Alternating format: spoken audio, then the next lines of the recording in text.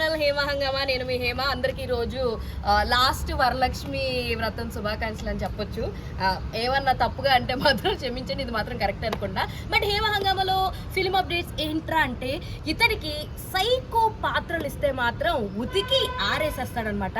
ఇందుకే ఎవరా అతను, ఎవరికి సైకో పాత్రలు ఏమిస్తే బాగుంటది అని చెప్పేసి అని అనుకోవచ్చు కదా. అతనే మన ఎస్జే సూర్య అనగానే తెలుగు ఆడియన్స్ కి గుర్తొచ్చే ఫస్ట్ థింగ్ ఏంట్రా అంటే ఖుషి మూవీ డైరెక్టర్. ఖుషి సినిమా ఎంత పెద్ద బ్లాక్ బస్టర్ అయిందో అందరికీ తెలుసు కదా. అది ఎస్జే సూర్య గారు ఎంత రీమేక్ తీసినప్పటికీ కూడా పవన్ కళ్యాణ్ గారికి తగ్గట్టుగా మోడిఫై చేసి ఆయన స్టైల్ కి దాన్ని చాలా పాష్ గా మన అందరికీ చూపించారు.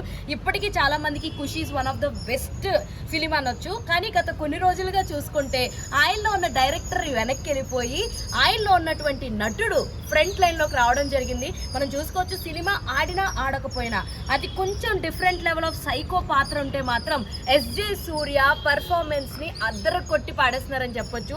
మనం స్పైడర్ లో చూసుకోవచ్చు సైకో విలన్ గా. అసలు ఫర్ ద ఫస్ట్ టైం ఈ అబ్బాయి ఇంత సైకో ఏదో కూడా ఉంటాడా, ఒకడు ఏడుస్తుంటే ఈడు ఆనందపడుతున్నాడు ఏంట్రా అని మనం ఎంతో కన్వీనియంట్ గా అనుకునేలాగా చేసిన అతను ఎస్జే సూర్య.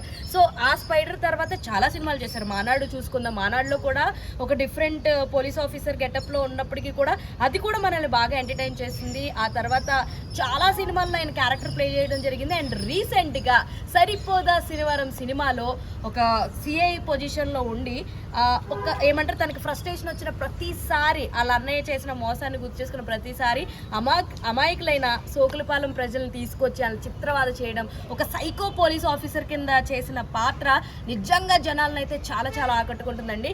ఆల్మోస్ట్ ఆయన ఇచ్చిన పెర్ఫార్మెన్స్ కి నాని లాంటి నటుడు కూడా వెనక్కి వెళ్ళి వెనకాల సీట్లో కూర్చున్నంత పని అయింది సరిపోదా శనివారంలో. సో ఇలాంటి పాత్రలకి ఒకప్పుడు మనం ప్రకాష్ రాజ్ గారిని చూస్తూ ఉంటాము, ఈయన చేస్తే బాగుండని.